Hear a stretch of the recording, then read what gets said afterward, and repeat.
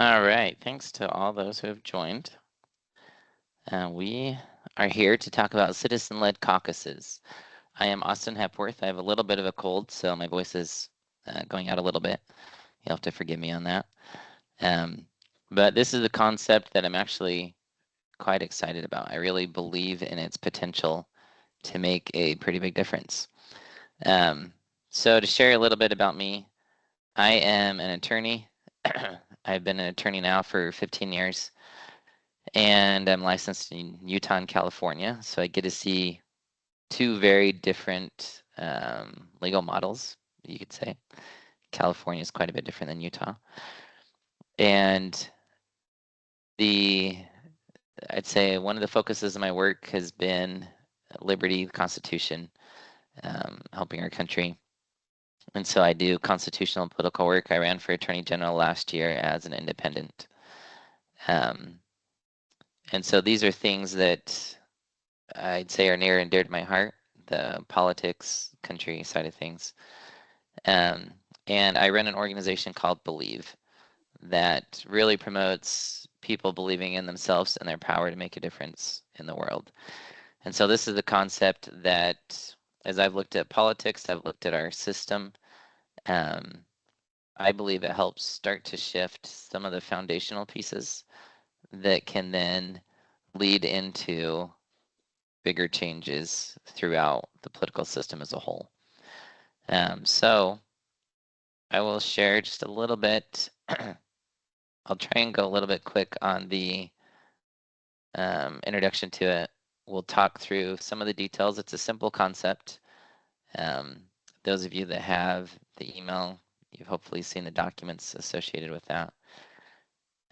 But I want to share with you a little bit about why these things matter and make a difference. And so we have, let's see if we can get this to work here. There we go. I love to have discussions. And I also really request and expect that we keep these very civil. There are people, I've invited people across the political spectrum here, so everybody on the call will not have the same political opinions as you. And that's, I think, a healthy, good thing. In the sense that we want to talk together, we want to work on things, and have the ability to have some conversations and dialogue. We don't need to get into political nitty-gritty in this meeting.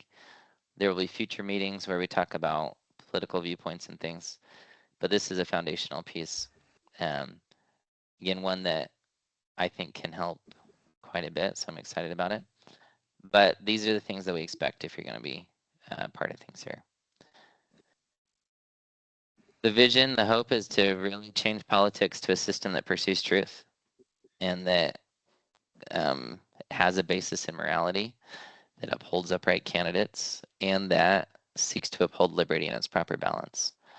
And this is something that, to me, politics has become more something where we're just pursuing interests or passions or things people want more than we're talking about what's right. And government, I believe, has a proper role.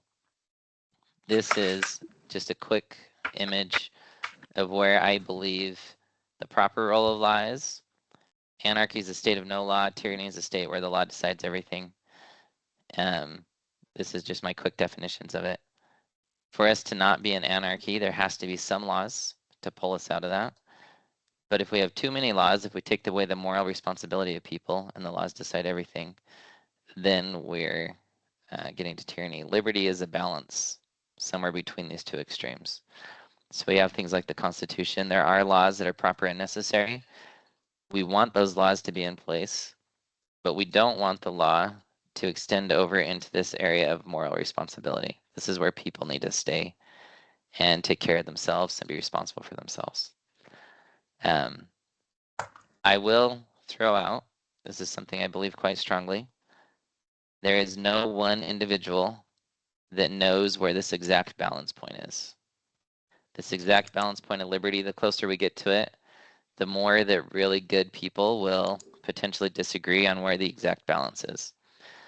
And so this is something that we watch through things like the Founding Fathers, others. That balance is difficult the closer you get to it to find where it exactly is. But the further you get from it, the easier it is for people to agree, yeah, we're not there.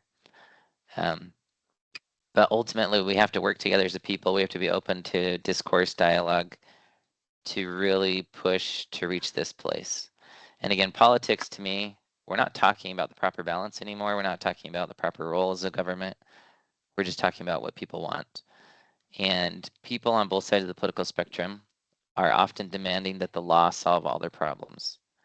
If the law dictates every answer, even if we like the answer it's saying, we're coming to this side of the spectrum, the tyranny side.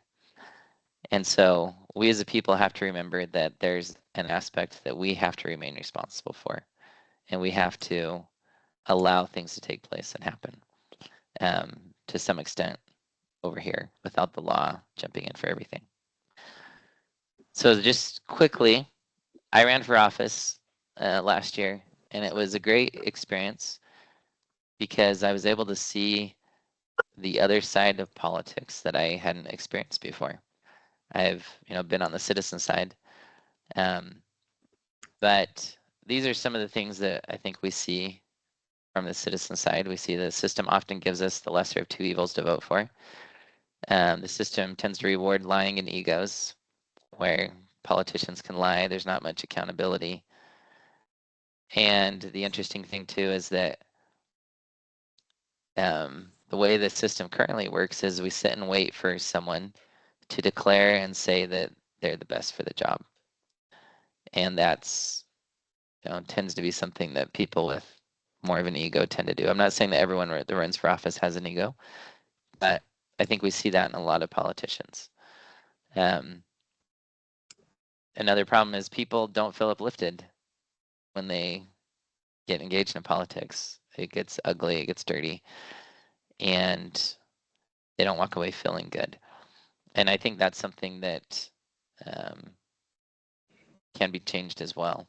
And these are some of the things that we're looking at. And then another issue that I see is I've talked to quite a few people and said, so why'd you vote for that candidate or that candidate? And they go, well, I don't really know how to pick a good candidate. So I just go off the one that I think will, do the best for my pocketbook.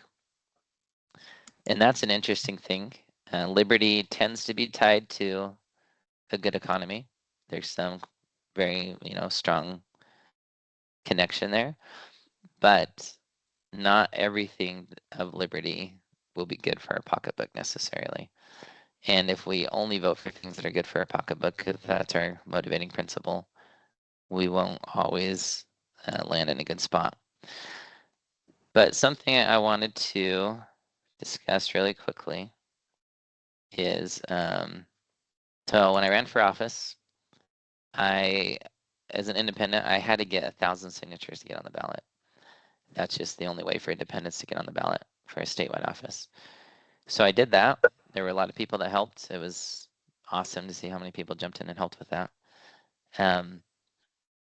But once I was on the ballot, I qualified for the general ballot in November. And in March, April, different things people would say to me. And this is part of where I got to experience the other side of the coin a little bit. They'd come up to me and say, Austin, how are you going to win? And that was probably the most commonly asked question on the whole campaign trail was, how are you going to win? How are you going to win? And I'm curious, if you think about that question, what does it imply of the person asking the question? Where is their mind at in the political process? Any thoughts on that?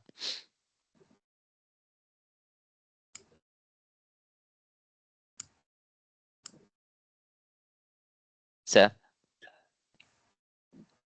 Yeah, I think it tends to convey. I've seen this a lot. People will tend to treat you as an idealistic candidate if you're a good person, if you're right for the job, but if you're not, if they don't think you're popular enough, right? So I've seen this a lot. A lot of political events tend to be popularity contests, and if it's basically they're trying to strategize. They want to know how likely are you to succeed at, gaining the office. And if they don't think it's very probable, then they're not likely to express a vote for you. And I think there's some mathematical reasons for that in our history, like plurality voting and so on. But Yep, anyway, those are and my I two think cents. that's, there's certainly the strategy side that people are looking at, and I think that's very true. Just real quick, Brenda, just say no, you're not on mute, so you can hear your typing come in. Gary, going to you.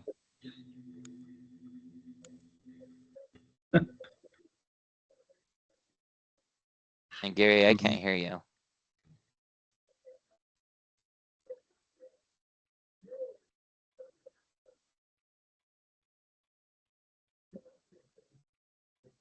I can't hear you yet.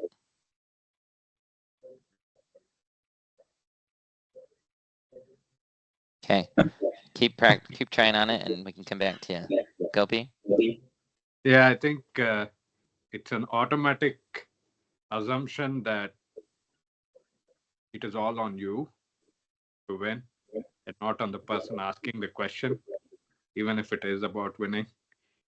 It's not about, okay, how will I help you win? It's more of how will you do it? Yeah, and I think that is one of the biggest takeaways that I realized from running for office, is that as a citizen, and I did this for years too, I sat and waited for a candidate to declare for office, and then I would look at my, the cess point, I'd look at the pool and say, well, who's gonna win, do the little political strategy, try and decide. And it was interesting because then I was basing my vote off of what I thought other people would vote, not necessarily on what I thought was right or not. But to Gopi's point, I also wasn't taking the personal responsibility to say, how am I going to help this person win? I was putting it all on the candidate to win. And that's the piece that I feel so strongly will allow us to completely change politics, is if we take personal responsibility for some of this in the system. Yes. And so the citizen-led caucuses that we're going to talk about are really geared towards talking about this personal responsibility side and the impact it can have. Gary, are you with us? Not yet? Okay. And then we have, it looks like Pat and Michael. You're both not on mute. Are you guys trying to talk? Can you hear me? Yeah, I can hear you, Pat. Okay, I just want to say that when someone asks, how are you going to win? It actually sends out a negative thought that I don't think you can win. I'd like you to tell me how you're going to win. Yep, Because, it definitely puts that out.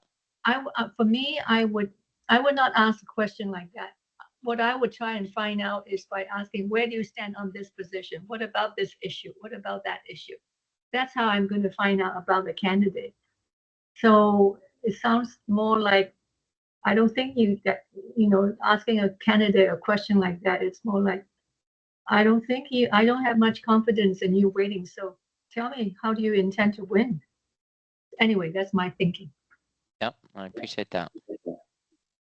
And this is something, again, I'm not here to put anyone down. I've asked candidates in the past how they plan to win, what they expect, what they're looking at. But the thing that really hit me was, as people were asking me that, I thought, my name is on the general ballot. And that means that all of Utah can look at me and vote for me if I have a website. Now, I know there's issues. Do Utahns look? There's all those questions.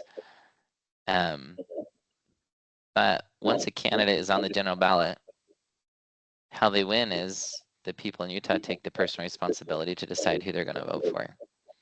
And obviously the candidate, needs to talk and convey things and go meet with people and all those types of things. But the people also need to do their part of it. But we're going to talk even before the candidate declares, because I still think there's an issue with sitting around and waiting for a candidate to declare. I think there's a lot more we can do before that to really change a lot of this system. And then Pat, if you could mute your microphone, it echoes a little bit. Oh, sorry. No worries. Was there anything else that anyone wanted to say before we go on to talk about the caucuses in particular? Okay. So if we come back to, let's see if I can get these. Always an extra step to share a PowerPoint slide because it takes up the whole screen.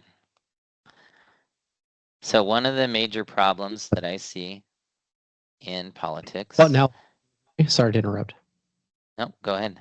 Oh, okay. This is Gary. Sorry, it took me a minute to get my audio. If you don't mind, if I can go back just to that question, I try to give people the benefit of the doubt and give people like a lot of latitude where their intentions are. And I think there's a good way, or at least a not negative way of looking at that question of how can you win. And that's just understanding that running as an independent, like there's a clear and obvious hurdle in front of you, right? I mean, like it's not like it's not like it's choosing the most likely to win path, right? Aligning with a political party. So I mean, like there is a large and obvious hurdle that's in front of a candidate running as an independent. Now, we don't have to say that we like it, right? We don't have to say that it's right, but we shouldn't live in a world where we ignore it. And so, you know, if somebody asks, you know, what's your path to win, I think they might be saying, hey, we see the path you're on as challenging, and you might need to have some strategy that is above and beyond what somebody aligned with a political party might have to do. You know, sure, you can look at it as negative and like, you can't win, so why are you even doing it? But you know, you don't have to look at it that way. You can look at it as, you know, there's a clear and obvious hurdle, and you know, running as an independent, not aligned with a political party. I think it's, you know, and again, we can say that we don't like it, we can say that it's not right, but there's something that has to be done different to overcome those hurdles. So I try to give people the benefit of the doubt when I start with a conversation or a question like that. Yeah, and to be fair with that, I didn't take it as negative from most people. There was a couple where it was very negative, at least I felt that way. But most people, I feel like, were like you, where they were curious, going, well, you know, what is the path? Why are you putting time into this? Because people don't vote for independence here in Utah. And so that is a natural question. But the reason I bring it up isn't, again, to point fingers or blame or anything like that. It's to say, the thing it taught me was, as I started to look at where we could have gone off the rails a little bit, is we've abdicated personal responsibility. And let me explain a little bit about how I see this. So for example, one of the things that that capitalism does really well is if capitalism can make your life easier and do something for you, then we will let them do it. So for example, the news will just put information in our face and we click on it and we get some ads with it. And we let the news feed us a lot of things because it's kind of easier. The algorithms learn who we are, what we are, that type of thing. And so we naturally fall into these cycles where we take what, you know, social media puts in our face or YouTube puts in our face or whatnot. And it's easy to fall into a trap where we become less inclined to seek out things and try and find things. And instead we let someone else do that work for us. We let someone else curate it, give it to us. You know, even things just like, it used to be that you had to go grow your own food, right? Now we can pay someone to grow our food. We can just go to the store and buy it and eat it. And that convenience is something we start to let go of these responsibilities. So I'm not going to be responsible to grow my own food now because I'm trusting someone else to. And one of the things that happened with political parties, I believe that political parties got really good at saying, we're going to vet certain candidates and we're going to find ones that align with certain principles and put them up there. And one of the reasons that parties gains such a foothold to the point about, they don't vote for independents, they don't vote for these others, is that for a very long time, the people that were put up represented the party values. And so as a people, we didn't have to do as much work. We didn't have to do as much homework. We could kind of trust that the party was putting out people of similar values. And over time, we stopped researching. We stopped looking into it. And this is something that was interesting to me. I was kind of curious to test this out. I was on the general ballot. People could see my name.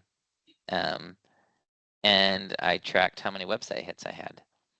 And my website was listed in the little bio that Utah put out. I did things like put it on Ballotpedia and other places like that. And my website was visited by about 1% of Utahns that voted. Now, that doesn't take into account everyone that looked into me.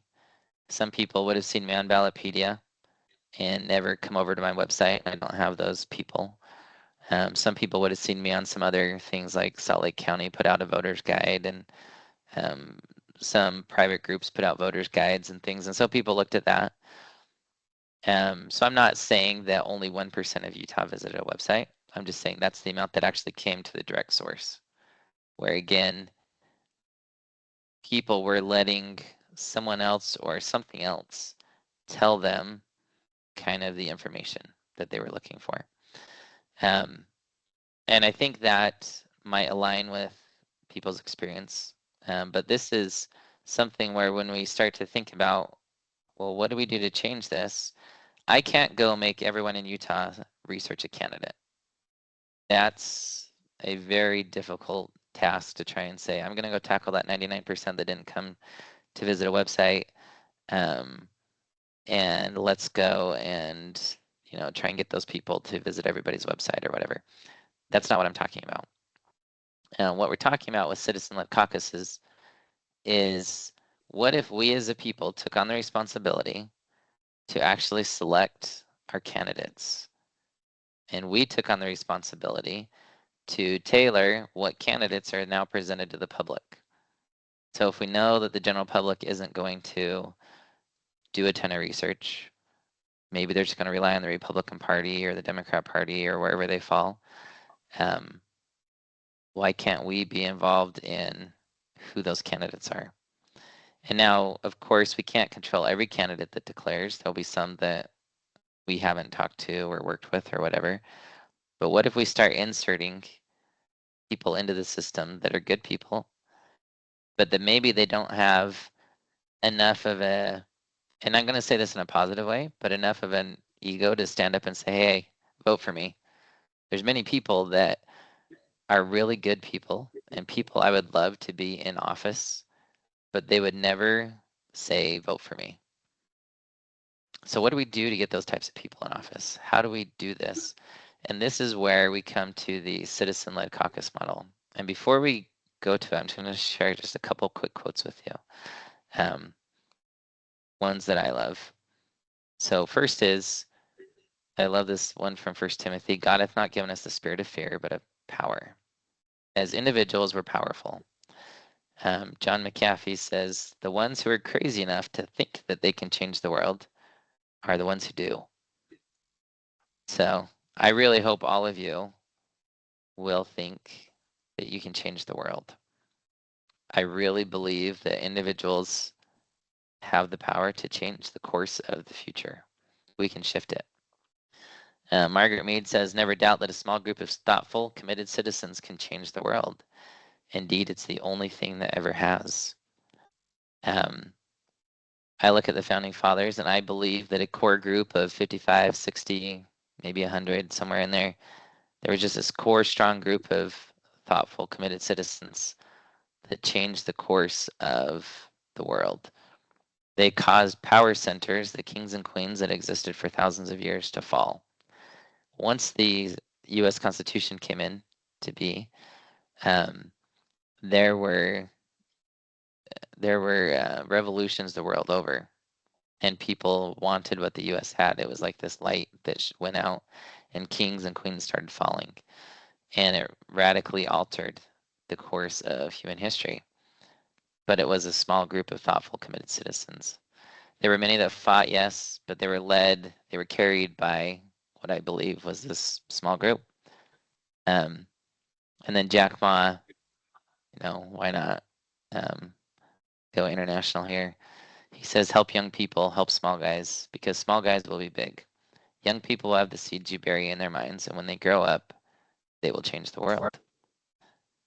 This is something that when we look at people, there are so many good people. And if we, sorry, Michael, could you mute so it doesn't echo? I think the echo's coming there. There we go, thank you. Oh, we still have one. I think fail Let's and see. join that might be causing back to. There we go. Okay, there we go. Sorry, found it. It was just showing up on Michael's screen, but looks like that too. Okay, we are good there. So on the citizen-led caucus, the thought is, what if we as citizens, this is outside the parties, this is prior to convention, this is prior to caucus night. What if I say, hey, look, we have, let me show you here what we have just in Salt Lake County alone.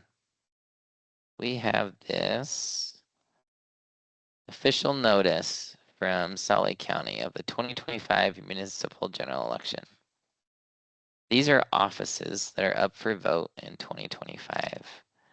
Mayors, council members, other things here. And for example, I live in Murray. Murray's got 4 city seats up for vote, the mayor and 3 of the council districts. Salt Lake City has 4 council seats up for vote this year. Quite a few. This is just Salt Lake County. And each of your counties should have some list like this at some point.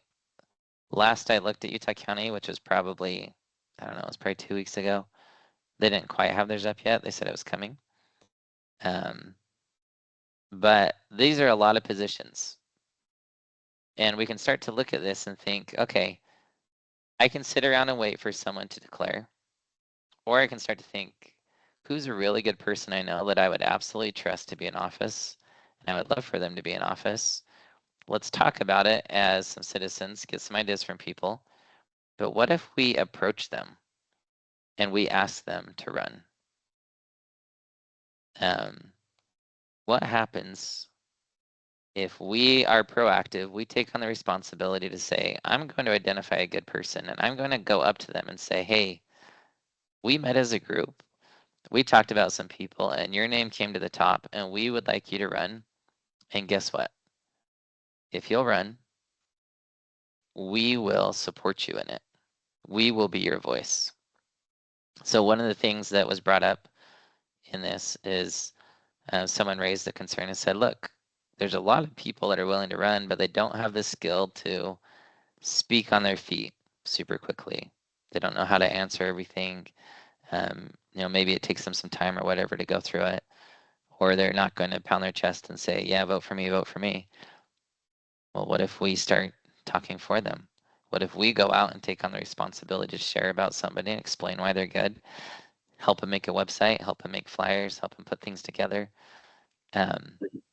Because if we trust that person to be in office and do these things, then we can help them get there.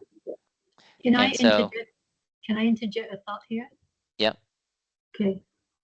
If that person is not willing to fight for themselves, how do we expect that person? Help me to understand this.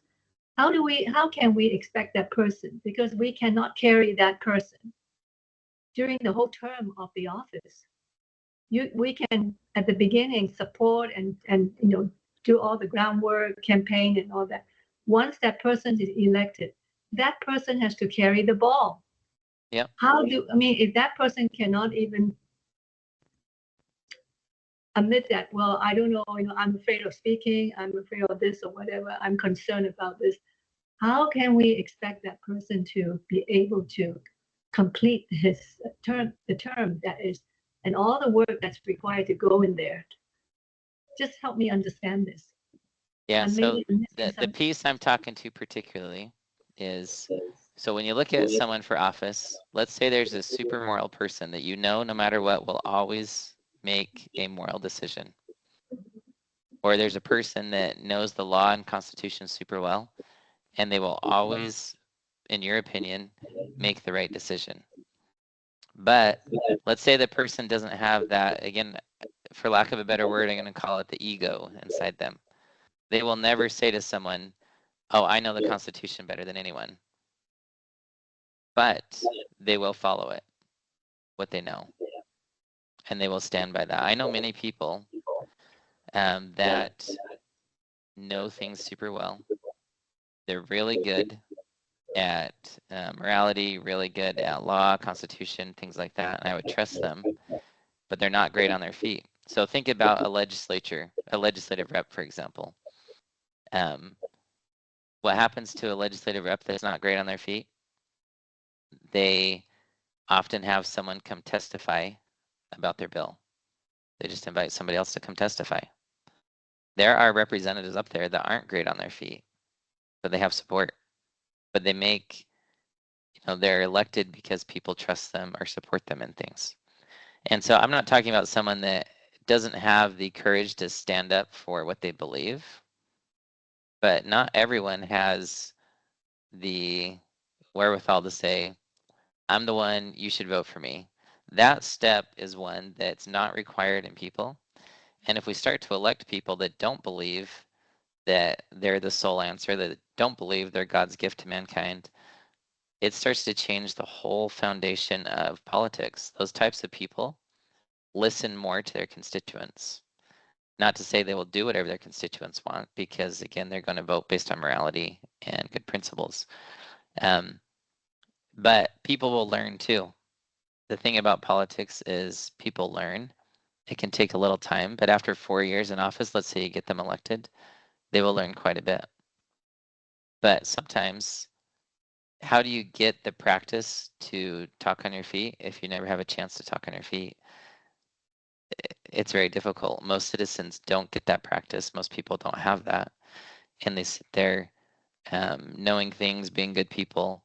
In our world, the one thing I met about the campaign trail, I met so many people on the campaign trail who would be so good in office, but they lack the the confidence to just, and it's not even confidence. Again, I'm going to say the ego to say, it's me, vote for me type thing. It's an awkward thing to say. And most people, it doesn't sit well with them to say, yes, it's me, go for it. If we only vote for people that will say it's me, then we're only supporting people that have this ego drive, and it changes again. It kind of inflates the heads of politicians to believe that they know everything and have all the answers. And we have to change that based on who we put out. Gopi, sorry. Yeah, you pretty much said it towards the end. I was just going to mention that it's a little bit of a different foundation because we are also so used to self-promotion being a criteria that it's a little hard to imagine a different scenario. It's just the fact that it's taken so much for granted, and so the loudest voice wins. The person with the big bank account who can market themselves very well can win, or even if not win, get an influence on the public, but not necessarily the most capable person. And I guess, yeah, what you're describing is how do we get the most capable person there, even if they are not a self promoter? Yeah, Yep. Yeah. And maybe that's a good way to say it instead of ego, is the self-promoter. Is there's, and again, just think about your life. Think about really good people who would say, no, I'm just never going to run for office.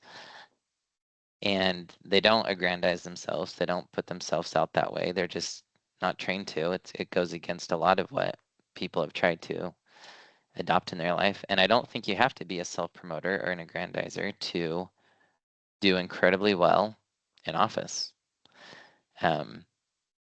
again, there's a lot of examples of people that aren't great at it, but they still made it in, and they do good things.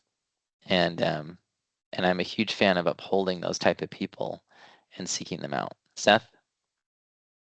Yeah, I think one of the things that it accomplishes when we invite someone else to run for a public office, or maybe even consider it ourselves, is it plants the idea there. Because I think a lot of people who are very capable, who would be a good fit for one of these positions, um, the thoughts maybe never even crossed their minds.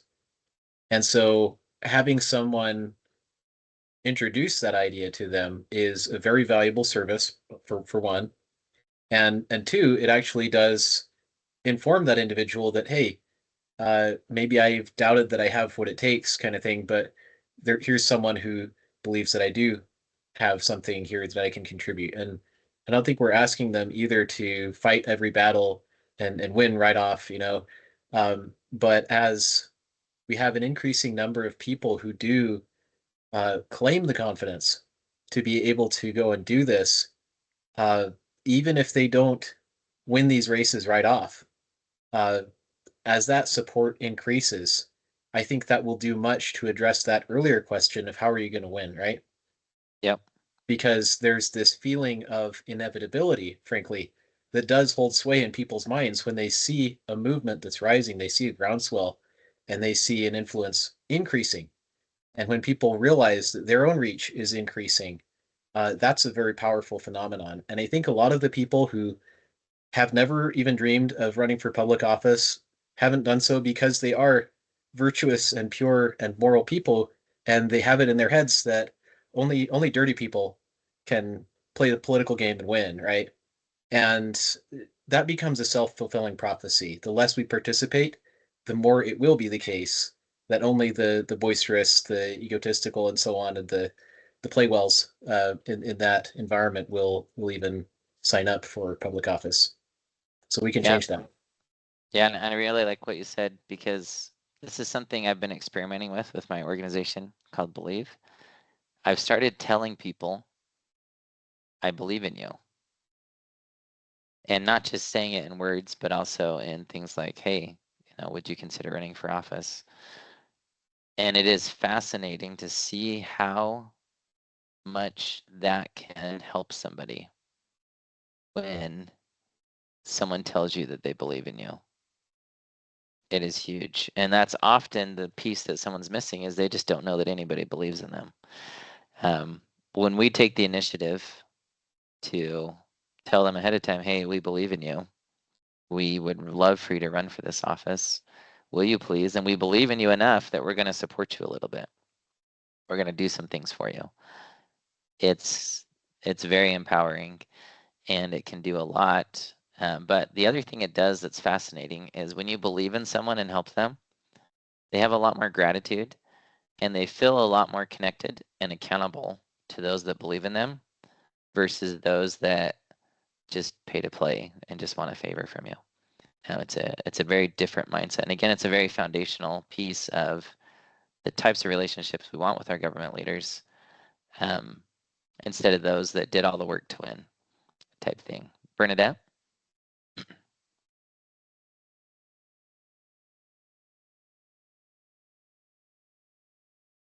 And Bernadette, you're on mute.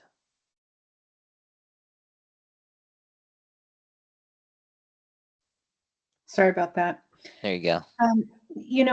When I talk to people about you should run for office, a lot of the things that I hear are everything that has been expressed in this meeting, but also I've been told, I I thought about it, but I don't know what I'm doing. I need to be mentored. If you want me to run, then you should have asked me a year ago to help me prep for the upcoming election, because I don't want to be thrown in there and just look like I don't know what I'm doing.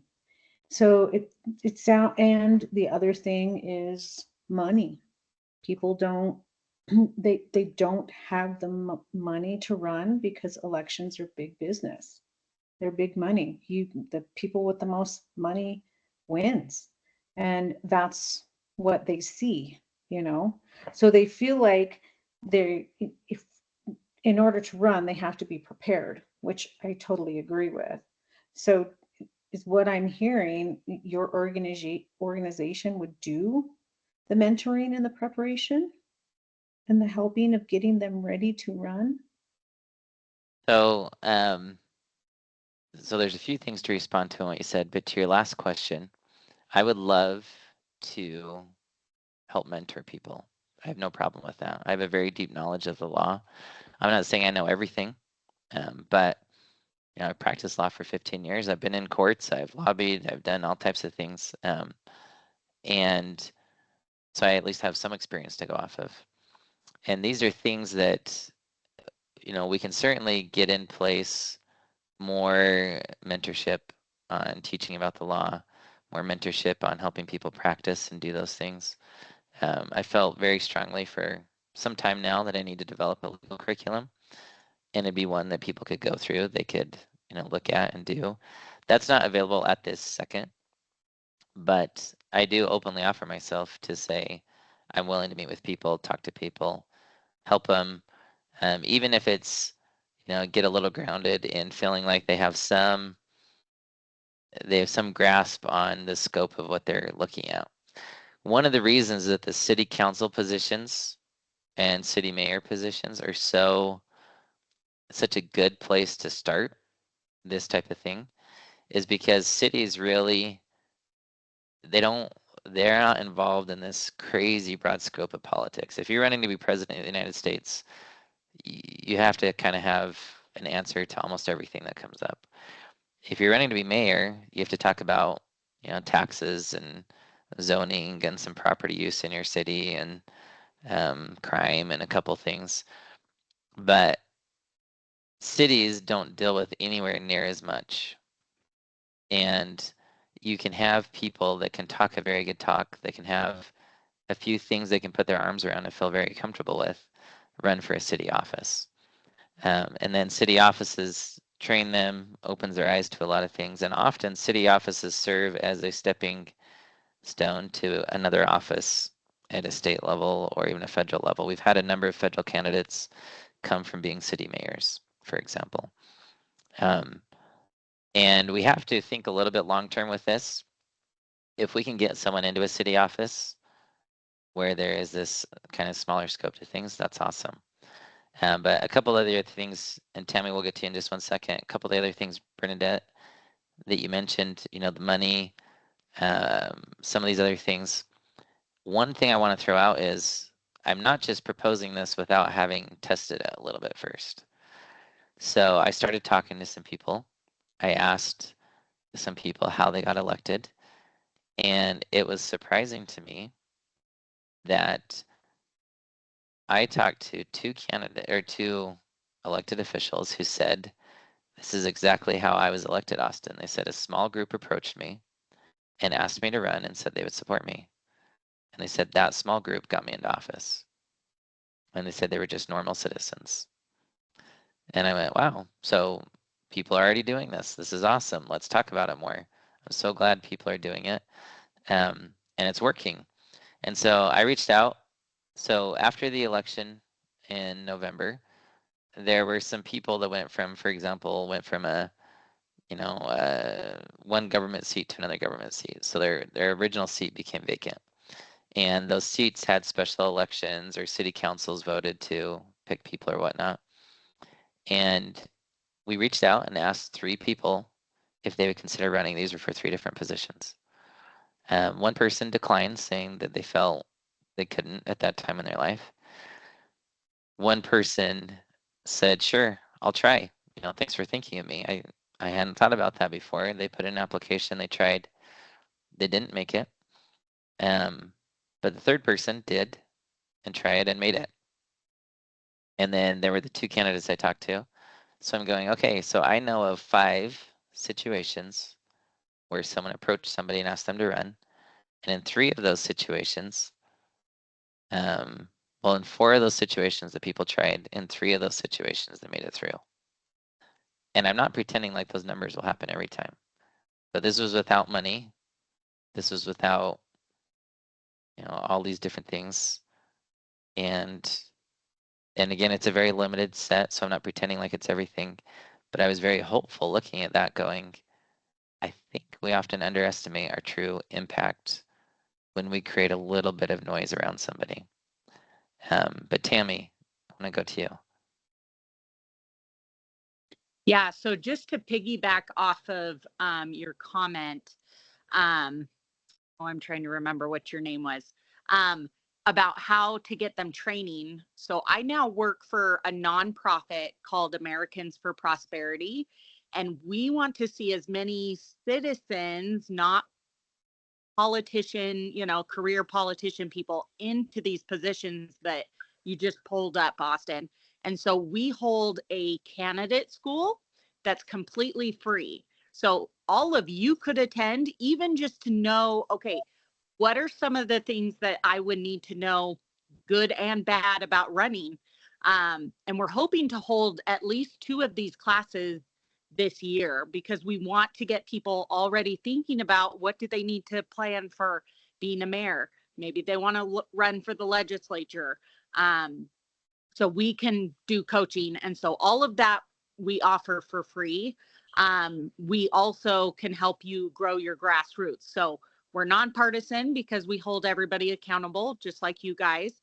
So I'll drop my name and number in the chat. And if you guys want to reach out to me, if you're interested in attending the candidate school, or if you know somebody else that's like, hey, you're a really great person, maybe you should attend this class with Americans for Prosperity and just learn and get some of your questions done, because we really trust you and want to see you get a position.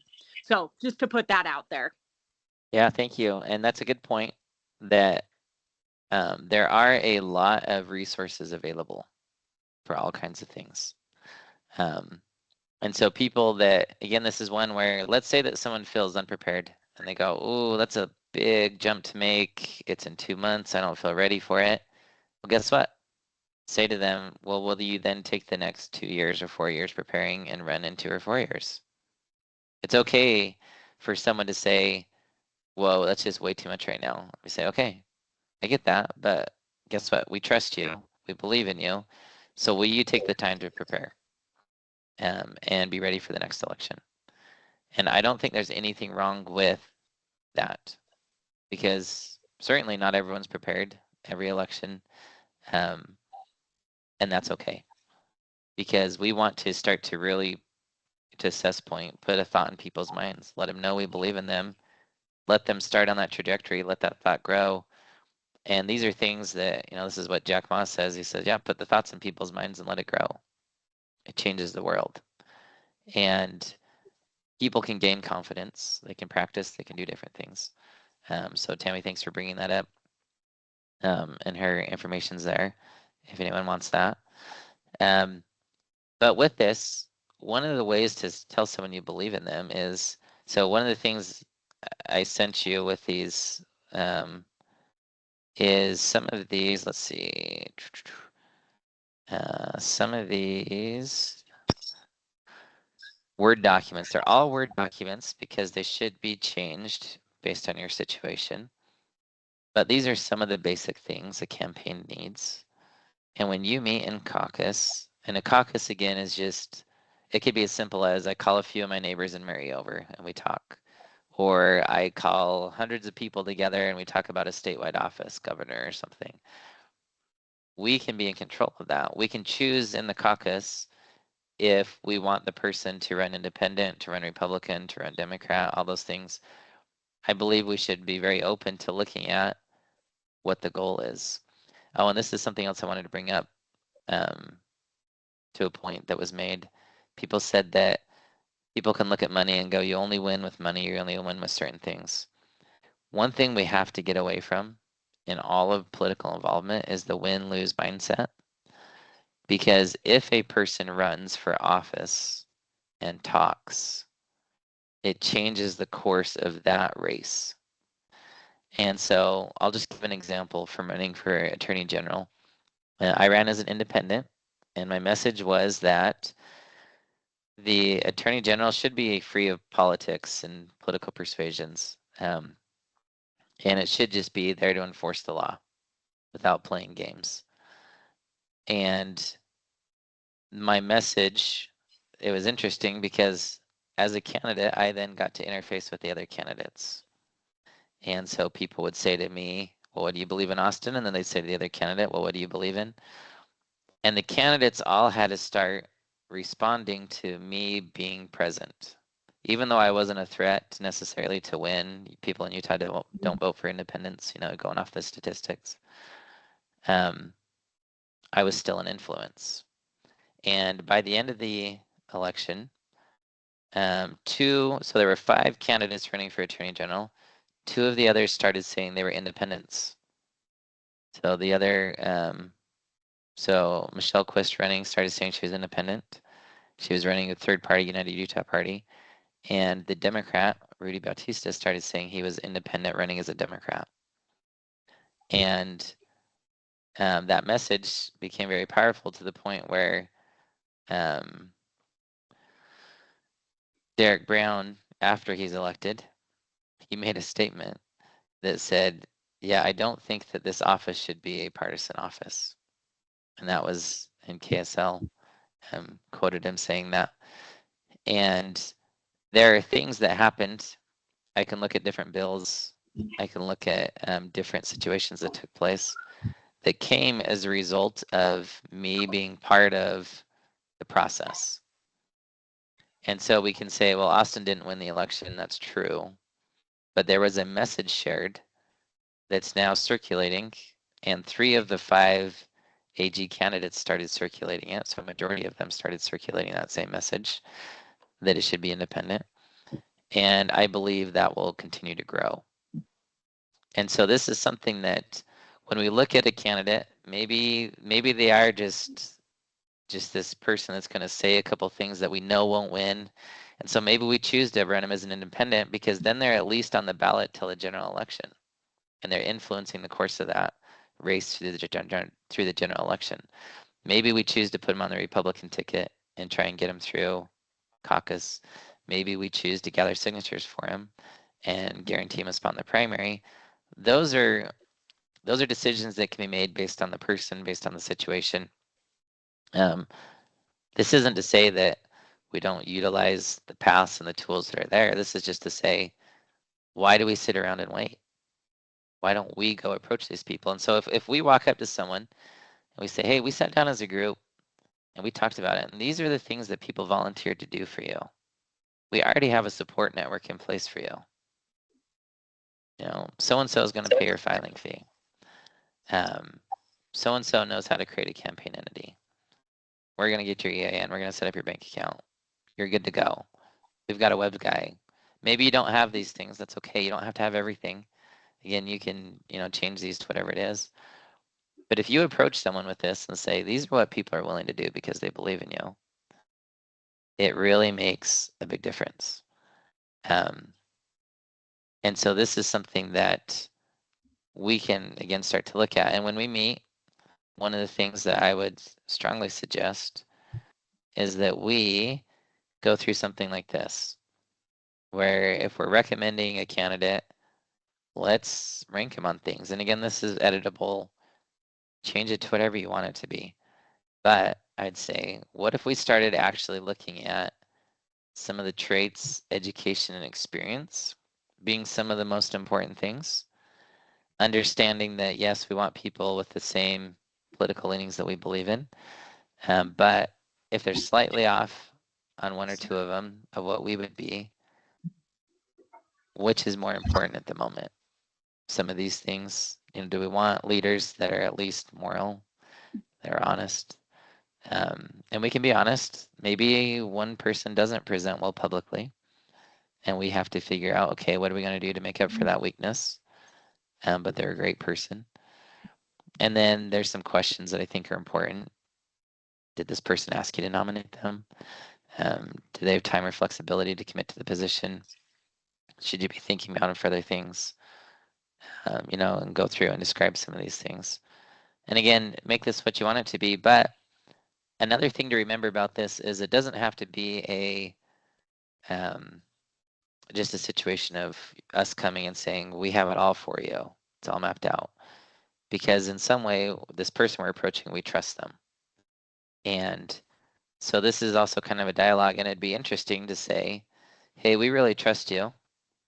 But for example, we'd be curious what your own view of yourself is on these things. Maybe the person fills it out after you've talked to them, and you can compare them to see, do you have a good idea of them?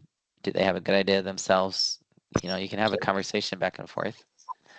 But another thing that we can do in this process that is so interesting to me is that we can start to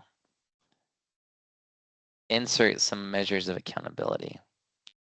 And so I threw in 2 examples here of an accountability agreement.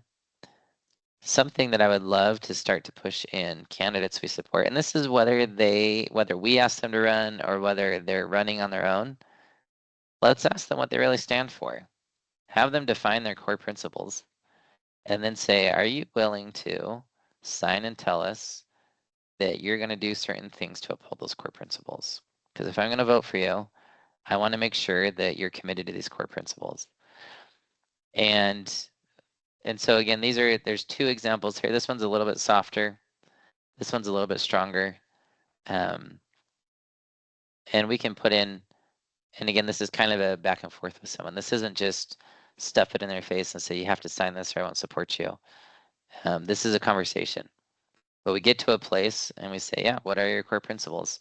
I would love every politician to have to start to say, these are my core principles. And even if your person won't win that's running, if they're talking about their core principles in the race, constituents that are voting will start to ask the other candidates, what are your core principles? Where's your agreement?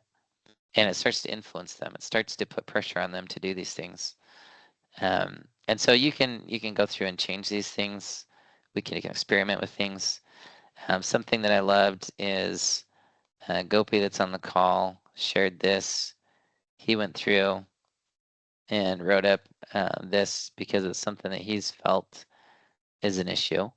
And if any of you want this, I can share it with you. I didn't get it. Most of you got the info from me before I had this. But candidates and politicians are asked to say, I'll scratch your back if you scratch mine. And again, this isn't about what's right or wrong necessarily. This is, hey, you help me, I'll help you. And this leads to a very fascinating problem and conundrum in government. But what if we tell our candidate up front, I'm okay if you're completely ineffective because no one will work with you because you don't play the game. But what if you just tell us about it? Share with us, shine the light on it, all the requests you get. When I ran for AG, it was almost immediate that someone walked up to me and said, hey, I can get you this number of votes. I just need you to do this. And I was going, wow, that's, I felt the natural pull inside to say, definitely need some votes. But then I had to stop and say, no, I'm running for a certain reason. I'm running on principle. And that goes a little bit outside my principles. It was just a little outside of it. But it was enough outside that I went, no, that's not what I stand for. And I'm going to stick to what I stand for regardless of the vote. And if we let people know that, you know what, we're okay. We talk right now about, do we need to do a constitutional amendment for term limits and things? If you ask somebody to run, they may be perfectly willing to do what's right, even if it means they won't get reelected, because they're not a career politician. They're not trying to be reelected. They're trying to do what's right. And we may have to, put up another candidate in 4 years maybe or whatnot. But again, the system starts to fundamentally change as we introduce these new tensions or points into it. And we can start to be proactive about these things and say, hey, will you tell us every time someone asks you for a favor? Just make it public. So-and-so walked into my office and said, hey, if you want to pass that bill, you need to do this. Well, tell us. Shine the light on it. That's what helps these things stop happening. So my belief, my very strong belief is as we do these types of things, we can change a lot of the culture. Gary, curious about your thoughts. On the, I just want to chime in quick on the your point about report back what quid pro quo you've been offered. The I'm fairly positive that once you've made it very clear that you are not the type to play ball, you don't get those offers anymore. Like they don't come to you with it because they know that it would be exposed and it puts them at a weakness. And then what's probably worse and what we really need a better plan to handle is the ice out. And so these people when they know that you won't play ball, well, now they don't approach you with partnering on a bill that you've made it very clear you're interested in partnering on. They ice you out on participating in the process, and then that of course hurts you politically.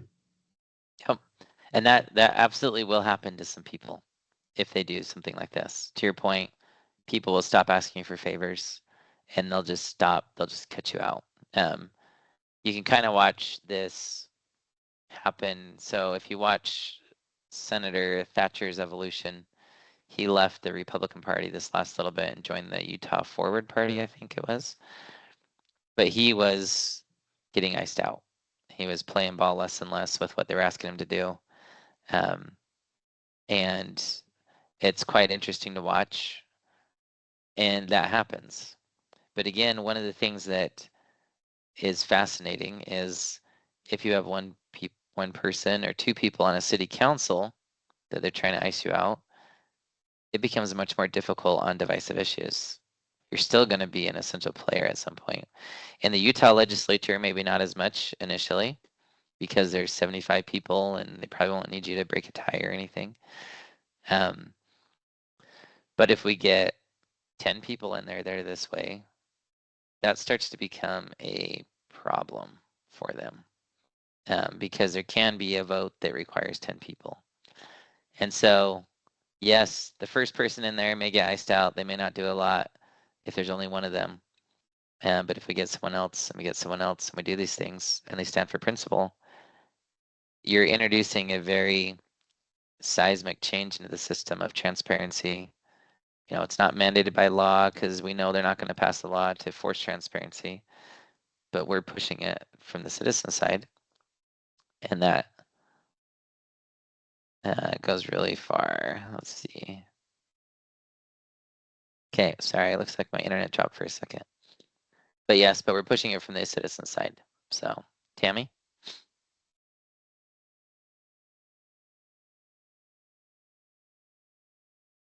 Sorry, coming off mute. So I just looked it up.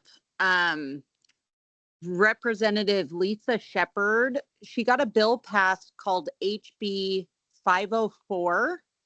And it says it requires a candidate for elected office in a county, municipality, or special district to file a conflict of interest disclosure statement at the time of candidacy, which I think is a huge improvement for Utah because then we know, again, what kind of conflict of interest people have of I'm working with this group.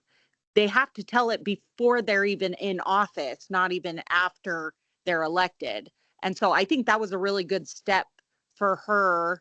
And let's see, the senator was Senator Winterton.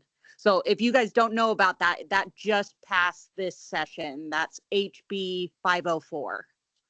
Yeah, and those types of things are awesome. And something else I guess to share with you is as part of this, I'm going to start putting out on my website, believe.legal, things that we can pass that would promote transparency or checks and balances in government. Transparency, accountability, or checks and balances. I've got 4 examples drafted up so far. I just didn't quite get the website done in time for tonight. This week was a little too busy. But if you check back there, there will be a page where I start my goal is to put up 1 or so a week of ideas. So people can run with them. We can push politicians to run with them. Some of them they absolutely won't vote for. Some of them they might, kind of like the conflict of interest statements for city and county. And these are, again, places where I say we shine the light on things we can start to make a difference. Light makes a difference. It's a huge thing to push. So that's great. Gopi? Yeah, one thing about conflict of interest, these statements for most of the legislature at least is all up there. But one of the reasons it's not very effective is you never catch it live in activity, because somebody can be connected with some pressure group, but there is no way to show that that group is applying pressure. And if you say you guys are connected this way, and they'll say, well, yeah, but they have not pressured me to do A, B, and C. So the conflict of interest statement as such goes only so far. That's one thing. And the second thing is, in the interest of keeping things transparent, uh, I think it's really important to make all the different pressures known, because it has happened many times in the legislature. You know, you'll have a legislator vouching for a certain position, and then some big institution comes out with a statement and they flip their position immediately. Say it could be the Republican Party throwing out something, it could be the church, it could be some organization that they really value, and then everything turns a 180. So you never know how that happens, why that happens, when that happens. You kind of stuck on the sidelines, uh, being kept out of most of it. So, at the very least, if people who are participating in these things get wind of it, I would say you have politicians who are simultaneously whistleblowers for everything, which is probably the best way to do it. It's also really important to be able to have people in these positions that can be aware of the more subtle types of influences that he's alluding to here, as it need not be as obvious as a monetary influence. If we're being socially pressured, it's much easier for us to not really even notice why we might make a different decision.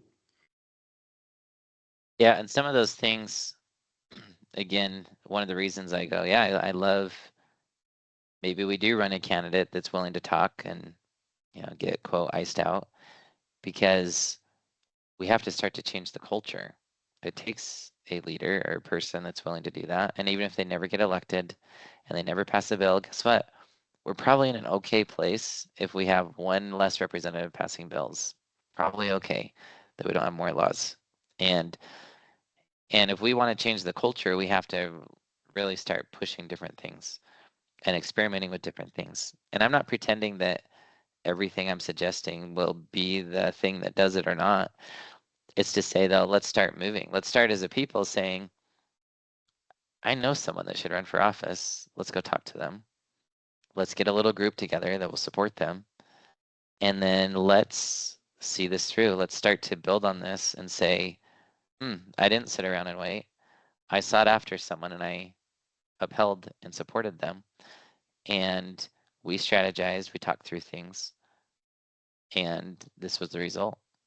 And then we can build on that. We can get better. We can change things. The culture really starts to change as we insert new things into it. And I think we have to be very cognizant of, let's stick something else into this culture and see what happens. Something good into the culture and see what happens with it. Seth? I'm just going to say something that I hope goes without saying, and that is that not every influence is necessarily going to be towards to do something wrong. You gave the example earlier, Austin, of someone asked something of you, and if it had been entirely within your values and entirely appropriate to do, perhaps you might have gone with that. And so, even when others do approach you to influence you in a certain way, I think this is part and parcel with the acknowledgement that our candidates for political office are not, they don't come fully developed. They don't know everything. And so there will be opportunity to counsel with people. There properly should be opportunity to influence our policymakers and so on. Because my take on it is that every political interaction really should be a learning opportunity. And in many cases, it should be a teaching opportunity too. If we learn something that enlightens our views on something, then that becomes an opportunity for the person who's receiving that information, that enlightenment, to share that with their constituents, to share that with the people with whom they might have some kind of influence and so on. And it should go both ways. So I think I really don't subscribe to any idea that a political officer once installed basically exists in a vacuum, right? I think it's on us to help vet those interactions for sure, and be very transparent about them, and make sure that uh, any influences that are brought to bear are appropriate, and that we have that disclosure, right? Because I'd be very pleased, frankly, if my representative started listening to some people who have good and appropriate and useful insights on certain things. And so that's just something to, I guess, bear in mind, is that there should still be some influence, but we need to bear in mind, is it moral? Is it right? Are we learning? And are we doing the right thing? Yeah, those are all good points. Um, let's see. I thought just left me here. So we'll go to Jan or Jeff. Yeah, this is Jeff. And I really love what you're doing here, Austin, and what you're suggesting. As you know, my campaign for state auditor twice in 2020 and 2024. A lot of it was because I wanted to, and I did, spend a lot of my time campaigning in a teaching mode as to what the jobs of our elected servants are to be. And one of the things I was careful to say to people is any position that a person is elected to is not necessarily to be a leader, but to be a servant to the people. And the other thing that I really emphasized is that what Ezra Taft Benson said, the only true function of law and government is to defend the life, liberty, and property of the people. So I've tried to start a trend toward understanding that the people who are elected to these positions are not really supposed to be governing. They're supposed to be serving and defending the life, liberty, and property of the people. And Ezra Taft Benson went on to say anything else besides defending the life, liberty, and property of the people is anything other than that is usurpation and oppression of the people. Now, that's a strong statement. And I made sure that everywhere I went and talked with the people during my campaign, that they knew that is the case. Anything else on any of these people who are elected as servants is to defend the life, liberty, and property of the people and not usurp power or oppress people. Yeah, So I and really love what you're suggesting here. And I definitely could have used a lot of help in my campaign. I did my wife and I did the whole thing ourselves. We didn't have any money donated to us. We didn't have any really help with the campaign. But we put our whole self forward and tried to do it the best we could in helping people to understand. I also talked a little bit about the corruption that's going on in Utah politics, especially, which yeah, many so of you. so these points are really good points in the sense of, well, there's a couple things that I'd love to piggyback with it on. One is, to your point, you were educating as you were running was something that you felt very passionate about. And that's something that, again, you can look at and say, are the people even in a place to really appreciate what I believe government should be? If not, maybe there has to be an education component to it. If you run for office, you will have an audience. People will listen. So there's an education component that can take place where, again, you have to break out of the mindset of winning. Maybe you are just running someone that can educate. Another thing though that I do believe very strongly in is when I talk about the personal responsibility side, we have the responsibility to support good people. But if we choose to run for office, we also have the responsibility to do everything we can to get the message out, to prevail, whatever, because it takes responsibility on both sides. I don't believe a candidate should just sit there and say, "Oh well, no one supported me, no, so there's not anything I can do." And I don't feel you were saying that, but it's to say that I can't approach someone and say, "Well, I felt like I should run, so you should support me." The person goes, "Well, that was on you that you felt like you should run," type thing. And again, the goal with this isn't so much to say that, okay, we just sit around and wait for someone to ask us to run and then they support us and do everything. It's more to say, can we create this very strong balance? If we think about, anarchy, tyranny, a balance, that liberty point, there needs to be a balance in things. We need to get it so that people are heavily involved in the political side. Candidates are heavily involved in bettering themselves, improving themselves, seeking education, learning how to be better at what they do. But can we provide some balance so it's not all the candidate? Because this is an interesting thing if you think about it. We get upset when we say our elected leaders don't listen to us. They're non-responsive to us. Well, guess why one reason that is? Because the candidate did everything to win. They raised their own money. They did all these things. And so, no, they don't feel accountable to you at all. You didn't help them win.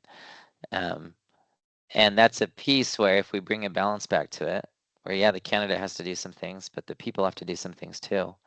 And there's this strong communication. And one of the points of these agreements is to say, let's start to talk. I'll use the example of a prenuptial agreement. It's interesting in Utah. Utah has a very strong culture that does not like prenuptial agreements. California is the opposite. Everyone loves prenuptial agreements there. And I think the right balance is probably somewhere between California and Utah. But in a prenuptial agreement, you have to sit down and talk about things, and you set down on paper what each partner is agreeing to bring to the relationship and who's going to keep what, and they can allocate responsibilities, they can allocate assets, they can do all these different things. But what it forces a couple to do is it brings a couple, a group, or two people that are working to be partners, and it forces them literally to put their expectations onto the same page.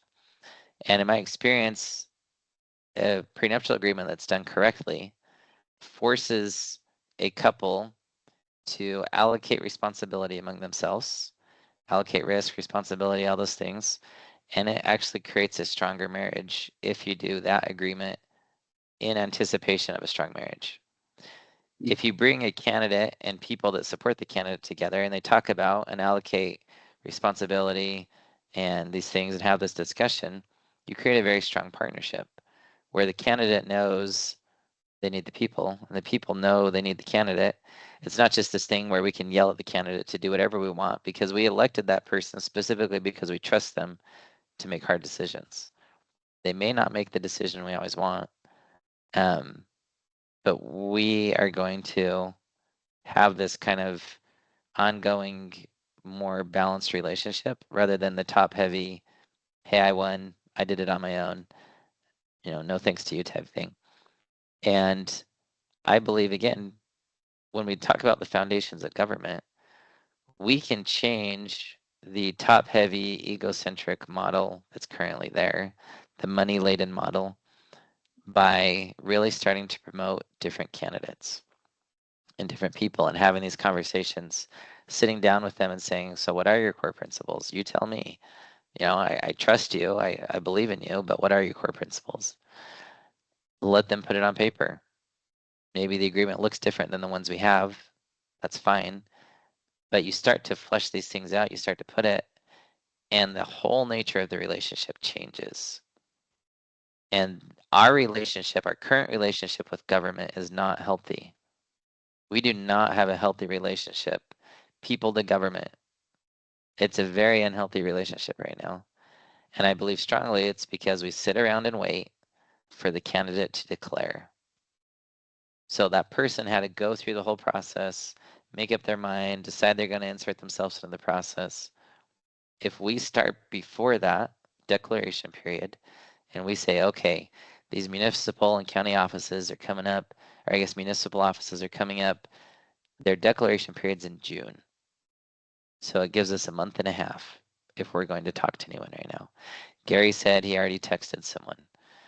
This is interesting as you think about people. If you sit down and write a list of people that you would love to see in government, well, pull up where they live, see if there's an open spot, and say, hey, have you considered running for your city council? Why not? Let them insert themselves into the process. Let's start to train people if they need resources. There's Tammy mentioned Americans for Prosperity. I'm sure there's multiple other groups as well that offer resources and things, education, whatnot. Maybe they need more time. Maybe they don't feel ready in a month and a half. That's fine. Let's get them again in 2 years when another seat opens, or in 4 years. But ask them, will you start preparing? And these types of things, they're kind of small things, but I believe very strongly the course of our lives turns on small things. We don't have to go, to fight some huge battle and slay some big dragon. We need to cast the stones that God gave us. The story of David and Goliath, I believe, is representative. If we have a big giant we need to slay, we don't try and go to battle with it. We just throw some stones. And those stones represent small and simple things that have radical impacts as they change the nature and course of things. I can say from my own experience, I started a law firm 8 years ago. The very first people that believed in me in my law firm and hired me to do something, I will answer their phone so quickly if they call me. I'm so grateful to them for believing in me and helping me get to the place I'm at. And it's the same with offices. It's the same with other things. It's fascinating if you look at, your time as an attorney. Some people I can respond to very quickly. Some people it takes me a while. And this isn't true across the board. Sometimes life's just crazy and I can't get to things. But clients that pay quickly, and you don't have to hound them for things, it's easier to respond to them more quickly. People that are willing to contribute back or that believe in you, you tend to have a different dynamic in relationship with. And I share that to say all of these people that are in office are human. They have people that they'll pick up the phone for and people that they will never pick up the phone for. And if you start to say, well, who is it they'll pick up the phone for? Who is it that has influence? Who is it that's helping to, make some of these decisions or push some of these influences? Because to Seth's point, there's influences all around. Some are good, some are bad. We want to be a good influence, right? If you believe in somebody and support them, they will answer your phone call a large percent of the time because they know that you believed in them and you helped them get somewhere. And I'm not saying that gives you the power to then control them. That's not what we're asking for. But we want you to be an influence and we want them to be an influence. And our basic belief in people does that. And so as I went through the whole process and looked at it, and then again, I read scriptures and things, and the one that really hit me quite strongly, which again led me to start to look at this, and then it was really interesting to see as I talked to people and find out people were doing this, which is so cool. If we go though, let's see here. This is what really struck me as I was reading. And to me, it doesn't matter if you believe in this or not. I'm just sharing where I came from.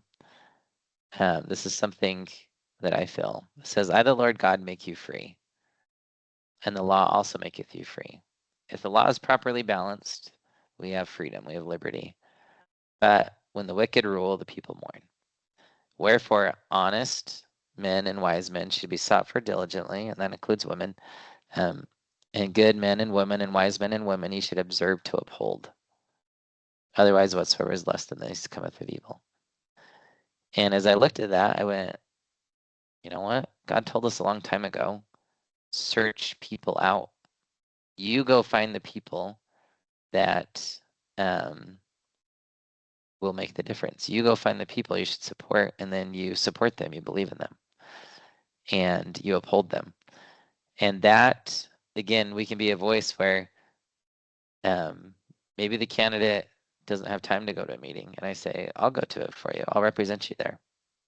This is something that I saw commonly for Phil Lyman. I'd go to meet the candidate nights, and there were so many of them across the state. Phil Lyman often wouldn't be there at them, but at many of them, there would be someone that would show up to say, I'm going to fill in and share things.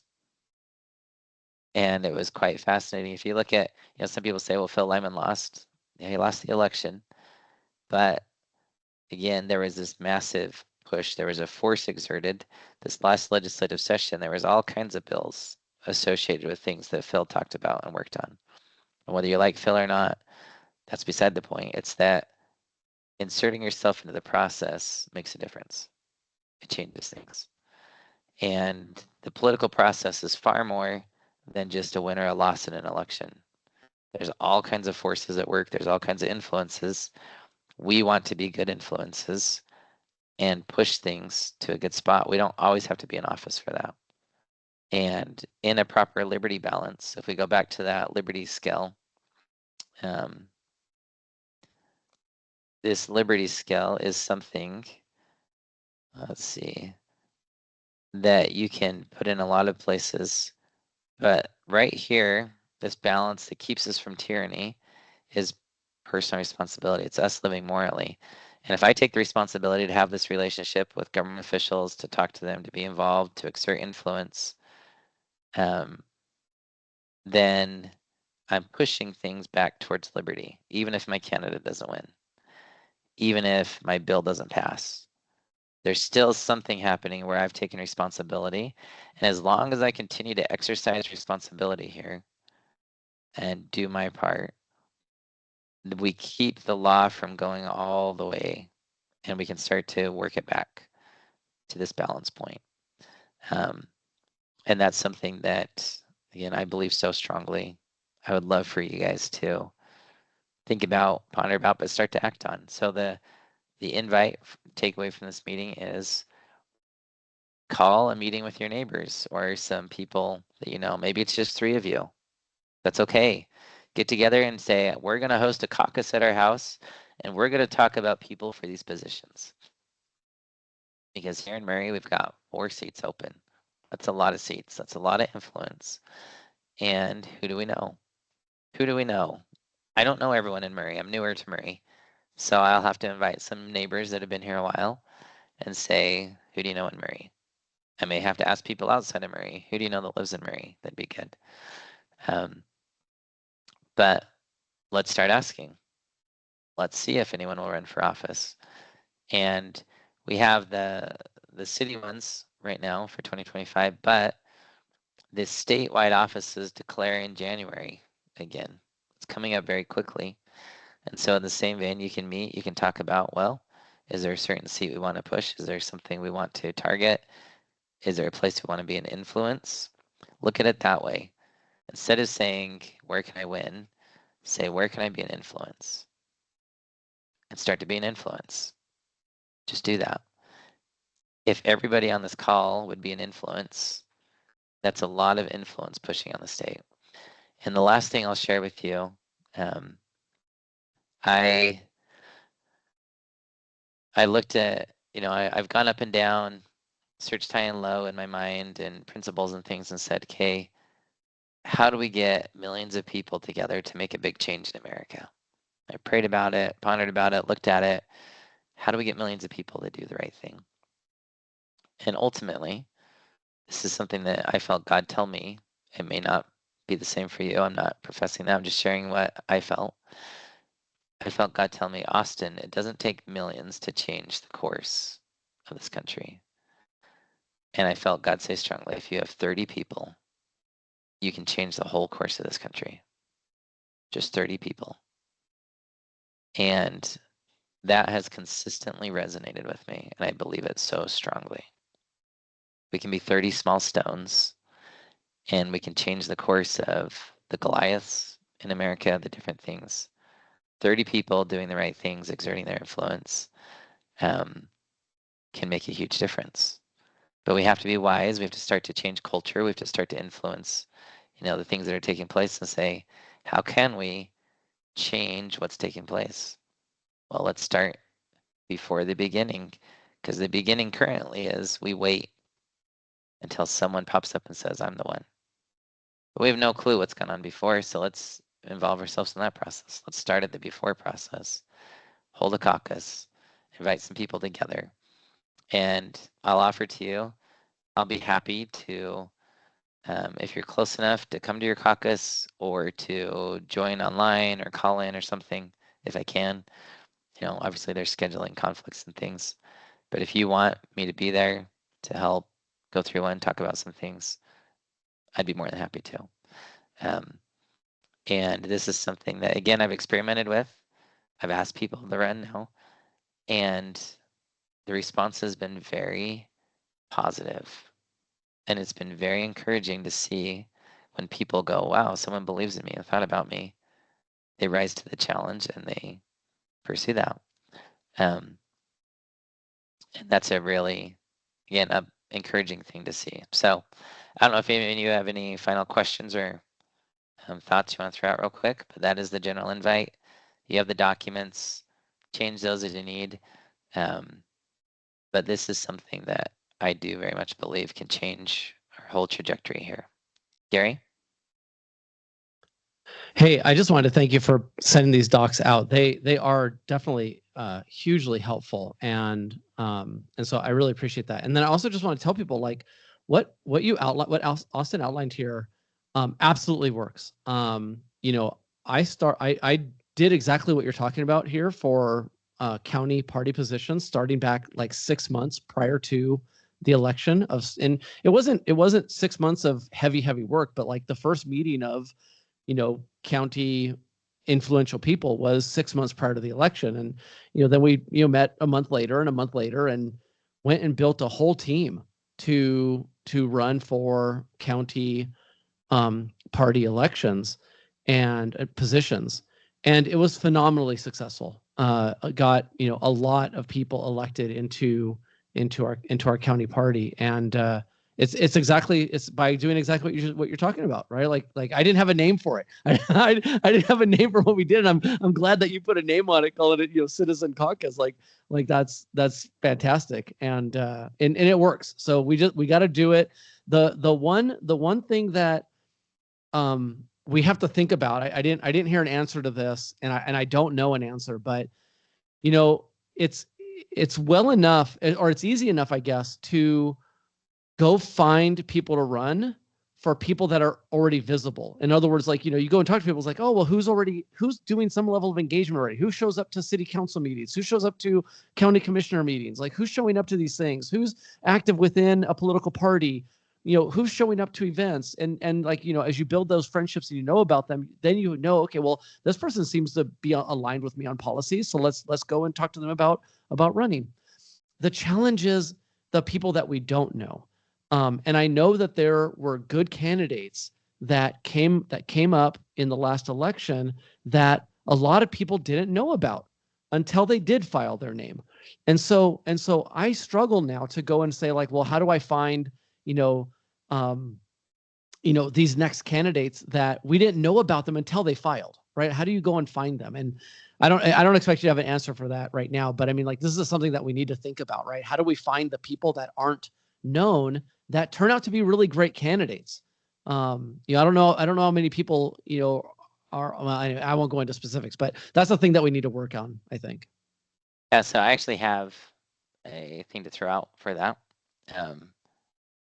So I will share a couple experiences just really quickly. When I started my law firm, it was terrifying to me because I didn't know a lot of people who hired attorneys. They just weren't in my sphere of influence. And so there was this thing of, I was going, I know there's people that hire attorneys out there, but how do I find them? I don't know who they are. They're out there type thing. And there were two things that I felt God tell me. And I think that both of these apply exactly to the same situation. One was, he said, just call someone up, ask them to go to lunch, and sit down with them and say exactly what you're looking for. And I did that. So I called up and I said, hey, I need to find a good accountant. I asked someone I knew, who do you think is a good accountant? Took him to lunch, and he believed in me and sent me some clients. Happened very quickly. But the thing that I've discovered is when you start to ask people and they're just willing to put it out to say, hey, I'm looking for this type of person in this area. Who do you know? They might say, I don't know anyone, but you should ask this person. They know a lot of people. And then you ask that person. And it is fascinating how quickly you can get to the person you're looking for if you just start to ask people.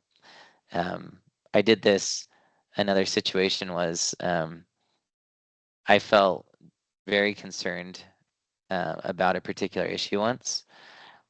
I knew no person working on it. I knew no sphere of influence or anything. I was going, how do I make a difference on this at all? And so I literally called up 3 friends and I said, hey, you probably feel the same way about this that I do. Could we just jump on a Zoom call and talk? And we talked for 2 hours. We came to no resolution. I had no idea what to do. But after the conversation, one of them happened to have something come across his Facebook feed. And he clicked on it, found this group working on the same thing. He called them up, happened that they were having some conversation that night. We were able to get on it and join it. And then they invited me up to come testify at the Capitol on this issue. It happened so fast. The second thing, though, I made the goal in my law firm to say, I want to become the attorney that Cypress Credit Union refers people to for wills and trusts. Cypress Credit Union had been in my town since I was a little kid. They were a Magna-based credit union. I had used them forever. And I just decided, for whatever reason, I decided I want them. So I went around to all the banks and I'd, pass out my cards to the tellers, give them a stack of cards and say, hey, when someone asks for a will and trust, we send them here. But nothing happened. But at one point, as I was actively pursuing this, I felt God say very strongly, do a free will and trust for this person at your church. And I was going, well, that's weird. I didn't do it for a little while, but I finally did the free will and trust for them. And then they happened to meet with Cypress Credit Union's head financial planner. And they said, oh, we've got this amazing will and trust guy. And they told him about me, and he called me up and asked me to go to a meal with him. We met, and they started referring will and trust clients to me as a result of service. And so the way that you find people, it comes through 2 means, I believe. One is to put it out there and talk about it. The second is just to get in and serve. You literally just go to a group and you start participating, and all kinds of connections start happening. It's amazing how quickly it happens. And there's just something where people love to connect people. They love to share. As soon as they know what you're about, they will connect everyone and everything to you. And it's just genuine service. You're not asking for anything in return. You just go help. But something good always comes back from it. And it could be 4 years down the road. Maybe it's close. But those are the 2 ways I've found where it's to move forward in faith. Say, I will talk about it, and something will come. And I will go serve and try and break into another network that then will know someone or something. That's how our spheres of influence grow, is we ask for it to grow, or we serve and let it grow naturally. Seth. Yeah, I just really love everything that's being shared here. And this, I've been pondering and praying about essentially the same question of how do we make a difference at the national scale and at the state level and so on, and in our local politics. And the impression likewise came to me that it was, I didn't have a specific number, but a number that's actually manageable for an individual or a small group to snowball and to even have individually in your contact book. That we can assemble a group that is that influential and as far as, yeah, just, I guess mainly just want to echo what you just said, but as far as how do you find the people, it really is just choosing to network, choosing to serve, put things out there. If you have a platform, if you have a channel, uh, if you have a blog or whatever that people read, um, that's germane to this subject matter, you can put things out there. And if you announce yourself, people will find you, you will find them. The Lord has people prepared. And just, I guess I had one final thought on that. And that is, I'm forgetting what it is right now. Sorry. Um, but yeah, just really put yourself out there some. And well, I was just going to say that the people in this group already, I think there I guess quadratic opportunities for connections here. Maybe not every one of us knows every other one of us yet, but we can get answers to questions, answers to prayers too. If we need network and find people, there's a group here, there's a quorum, so to speak, that we can ask each other questions and get connections that way too. Yep, and things like this are huge for that. I echo that for sure. That's awesome. I appreciate those thoughts. And one thing to throw out really quick, this exact same process applies the same with legislation. The legislative session just ended, which means we can meet together, we can brainstorm, we can put together a bill, we can find a sponsor, we can, do different things. We don't have to sit around and wait for the bills to pop up and go, this is horrible. What do we do about it? Why don't we insert ourselves into that process? We can do that. And so this applies at many levels of government with things. Lori, you commented that you have something you'd like to say. Oh, yeah. So, you made a comment on like the small groups. So there was a small group here in Heber who have been fighting against the ranked choice voting. I don't know if you heard, the city council meeting was last night. And so there were some powerhouse women in this group. And last night was the voting for ranked choice voting, and we won 5-0. All 5 of the city council people voted not to move forward with ranked choice voting. And that was kind of a huge win for Heber. But it goes back to what you said, that 30 people can change the world. Well, just a handful of people in a town like Heber, where we live, is also changing things if you really put your heart into it and you really believe what you're doing is right. In the case of ranked choice voting, we knew what we were doing was right. So that was a huge win for Heber. Yeah, and that's a great example. And, and again, I don't have time to share all my experiences, but I've witnessed quite a few times with bills or legislation, 3 people. 3 people were the thought behind it, the kind of driver behind it, and they got legislation through. And impactful legislation, stuff that's really important. And these are things, again, that if you think about it, there's this fascinating concept. If you read books on the art of negotiation, one of the main things is always be the one that proposes something. Because if you are the one that puts forth a proposal, you have set the framework for what everyone's going to discuss. You were the mover, and by putting out the first idea, that framed the whole discussion. You can see that flow through so readily with the Constitutional Convention. James Madison came and he inserted something into it. And what happened? His proposal was what largely followed through. The person that proposes something is the one that shapes the bounds for what's discussed and what's talked about. And this is something, again, in this whole framework of things, we tend to say, oh, I'll just wait and see what happens. I'll wait to see who runs. I'll wait to see what bills pop up. But once a bill is there in your face, what do you do to fight it? There's a year of momentum behind that thing. And what are you doing when you're just trying to pick up and run and go, whoa, this rock's rolling. How do I stop it at this point? If we take this responsibility to be proactive and we say, okay, the legislative session just ended. What are the bills that we need to start building and doing, or the ranked choice voting, or whatever it is that, we're focused on, what do we do? If we wait till it pops up publicly, then we're most likely going to lose that quite often, because it's very hard to amass the amount of momentum behind it. But in the art of negotiation, you put forth the first offer, and it sets the framework for what's discussed. They may change the price, they may change this or that, but almost every offer proposed fundamentally sets the bounds for what that ends up looking like. And you see this all the time in the law, contracts, negotiations, and things. Clients will always ask me, "Oh, I'll just, I want to save the attorney fees, so I'll just wait for them to make an offer."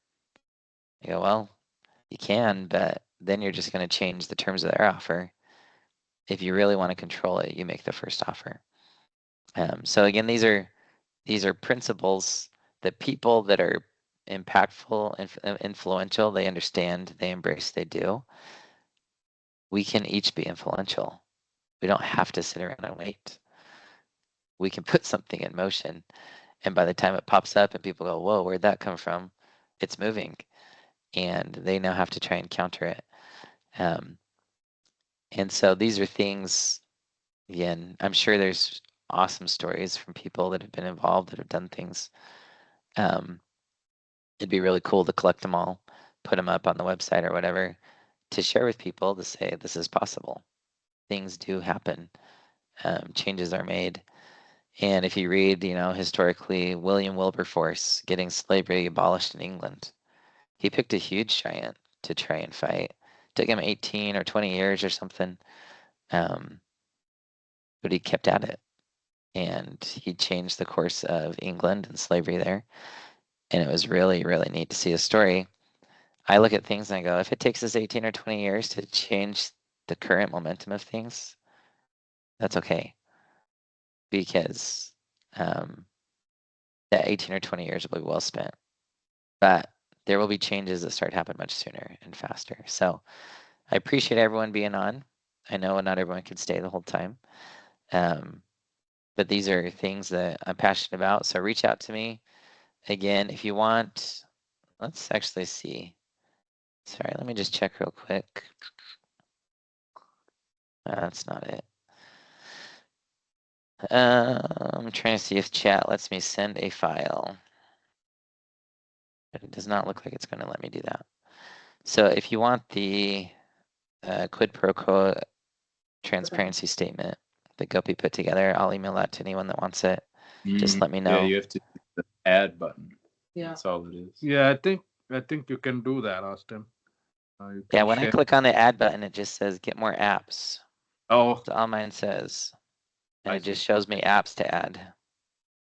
you can just email them all. Yeah. So I was did. gonna say, we all emailed and registered for this meeting, so you could just email it to us. Well, to be honest, there were over, I think, 150 people that registered. Wow, that's Um, awesome. Which it's awesome. But just to say, for me to take the time to go back through, it takes a very long time to go, because it was over the course of weeks. I don't have just a nice, time to go back through all these emails and things. And so if you could, it makes my life so much easier if you just shoot me a quick email and say, hey, send that over to me. I'd be more than happy to do that. And it just puts it at the top of my inbox, makes it nice and simple to respond to, rather than searching and trying to figure out who was there and who wasn't. But yeah, but again, change these things up, send them back, send ideas over. I'd love to share them with people. I'd love to continue having these conversations. Because again, we can be masterminds, we can put things in motion. So let's start talking, let's start networking. Send your ideas along. I'll tell you what I think of your ideas. That doesn't mean it's right or wrong. I'm just saying I'll give you feedback. And let's start talking, working, and shaping. And I'm super excited about these types of things. So thanks everybody for joining. Thanks, Austin. Thanks, Austin. Hey, great job, Austin. This is amazing. Yeah, thanks everyone. Thank you, Austin.